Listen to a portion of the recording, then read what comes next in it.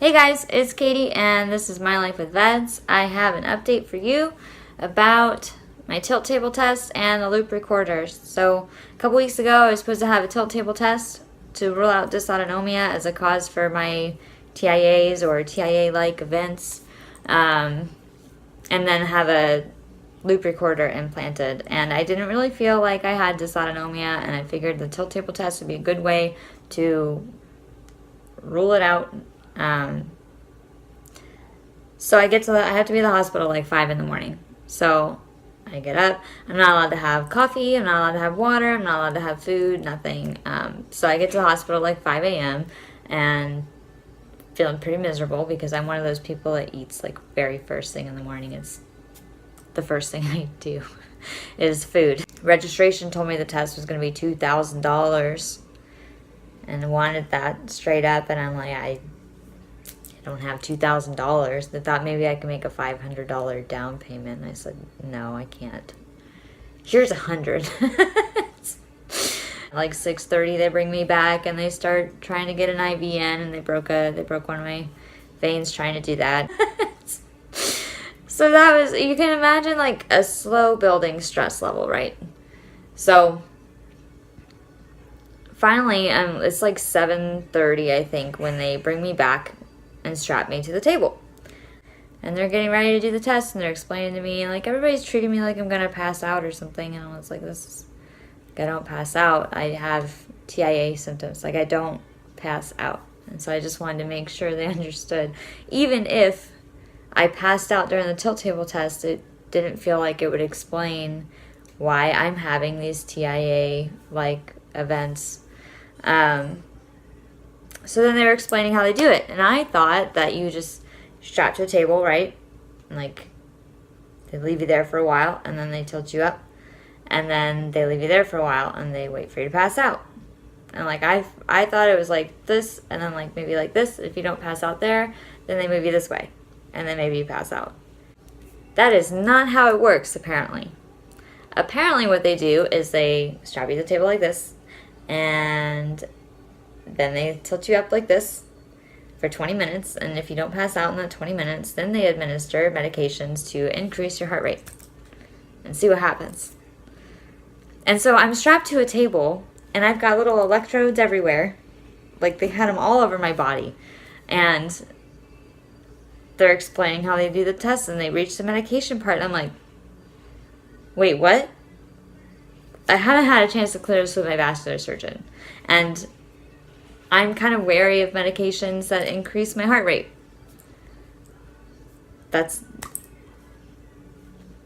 the way I am with my vascular Ehlers-Danlos syndrome. When not enough research out there, it makes me hella nervous. And so I told them that, and they kind of tried to reassure me it was going to be okay. And I'm like, I'd really, like, can I talk to the cardiologist? Because the cardiologist wasn't there yet. And they're like, yeah, we're going to wait for him to get here. I'm like, okay, great. So I'm like laying here strapped to the table for an hour waiting for the cardiologist to arrive. And the nurses are talking to me and stuff. And they're super nice. I think they're actually technicians. I don't think they're nurses. I think they're like radiology technicians or whatever they are. Whatever kind of test technician that is. But they know what they're doing with these tilt table tests. They do them frequently enough. And cardiologist gets there, and I'm still strapped to this table. Nobody thought to ask me if I wanted to be unstrapped from the table. I didn't really think to ask to be unstrapped from the table. So he thinks that I don't know enough about the test, and I need to clear it with my vascular surgeon, and he's going to reschedule. And I'm like, it has been like almost 4 hours that I've been at the hospital at this point. I haven't had food, haven't had water, and I'm thinking I'm going to get answers today, right? Like, I'm like, today is the day. People are going to stop thinking I have dysautonomia, and we can cross that off the list of things. I can stop wearing compression socks at night before I go to bed, and we'll narrow it down to 2 things. Like when I'm crying and telling the cardiologist, like, I really needed this test to rule out this dysautonomia thing, because I'm really sick of wearing compression socks at night. And he's like, well, you shouldn't be wearing them at night. You should be wearing them during the day. And I'm like, ugh. Like, I had a doctor tell me to wear them at night because when I first stood up in the morning is when I was having problems. And so for the last, like, since May, I've been wearing compression socks at night when I go to sleep. And then taking them off about an hour, hour and a half, 2 hours after I wake up in the morning. Just like I was told. And here's a cardiologist telling me, no, that's not what you're supposed to do. Ugh. So that's where my headspace is. He said, well, like we have to, in order to have a full, complete tilt table, we have to use the medication, and you don't feel comfortable with that. I'm like, well, let me call my vascular surgeon. I can call her right now. I'm like defense mode. And so he lets me call her. I'm still strapped to the table. I'm calling Shireen, and I call her about it, and she says it should probably be fine. I'm like, but there's not enough research. I'm like, oh, great. So I tell the cardiologist, I'm like, this is probably as comfortable as I'm going to be with it, right? Like, Shireen has told me that it's probably going to be fine, and it's up to me. And I'm not comfortable with it, but I'm like, I am not leaving without this damn tilt table test, because today is the day that I get answers. And so he didn't go for it at all, which I really respect him for, because I obviously was not comfortable with that at all. He said it wasn't fair that nobody explained this to me, and I'm like, well, yeah, that's not fair. That's not fair at all.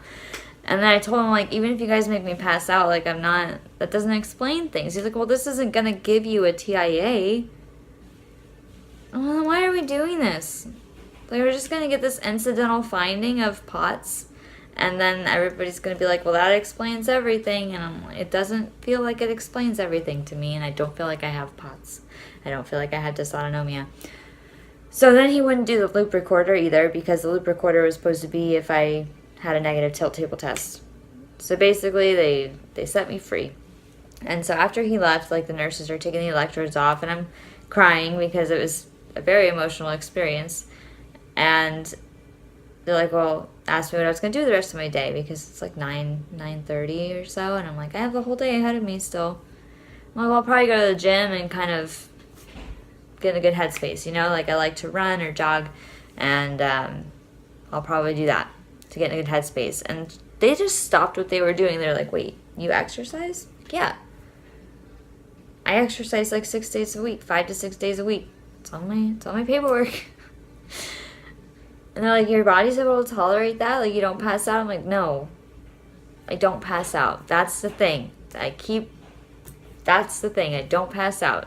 I'm not going to pass out. Don't feel like I'm going to pass out during this test. I don't think I have dysautonomia. And I feel like all of this was kind of reaffirming in some ways, even without the tilt table test, that I don't have dysautonomia is where I'm at with it. So after they got me all unstrapped, I sat up, and they're like, whoa, be careful. And I'm like, oh no, I'm doing a tilt table test right now. I'm gonna get up from this table, and I'm gonna walk over to that stretcher that you want me to get on, like, let's just do a tilt table right now. I've been strapped to this table for an hour. Make it happen. So I didn't pass out. And then the lady that took out my IV, she offered me a wheelchair to go to the cafeteria, because it's a little bit farther away, and it's a long walk, and just to make sure I don't pass out. And I'm like, I don't need a wheelchair, I'm fine. So the way that people were treating me made me feel like I don't have what they think they were going to find. And I feel like what happened is people with Ehlers-Danlos sometimes have dysautonomia, and so I feel like that conclusion was jumped to before everything else was ruled out, even though I don't really display the symptoms of having it. And since I haven't been on a keto diet anymore, I'm not having like heart flutters or heart racing stuff anymore. I haven't had any more TIAs. I don't think I'm going to have another one. I think that maybe the keto diet triggered like high cortisol levels, or something was out of whack with my body, and my body just plain old didn't like it. And I think I have undiagnosed AFib, and that's where I am at with it. So I still have to follow up with a neurologist. The cardiologist never called me back last week. I'm going to be talking to them still about getting a loop recorder without a tilt table test, because honestly I'm not going to feel comfortable enough to have one. So that's where I'm at. And I have decided I don't care. And in a lot of ways, I have started getting up earlier, as far as like, you know, I've been sitting up for like 10 minutes before I get standing out of bed, right? And I've cut it down to 7. And I feel like eventually I'm just going to keep trimming it down, and then I'm going to end up stop wearing compression socks, and I really don't think this is going to happen again. But I'm going to slowly get to that point. So that's it. That is my update. That was my non-test result for you. I've got a fun week planned, going to the UK and meeting some people. I'm very excited about that. That's all I'm going to say there. Thank you guys for listening. Thank you for being patient, because I was not ready for an update yet. So I will talk to you guys soon.